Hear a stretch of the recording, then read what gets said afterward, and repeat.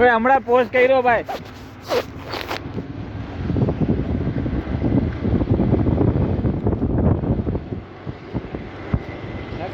માવાણીને એને દેવાના હતા નહીં.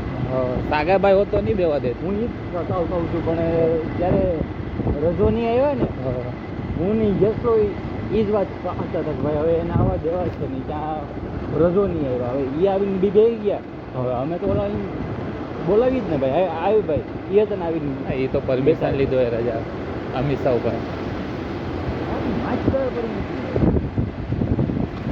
કોઈ પણ ધ્યાન હોય.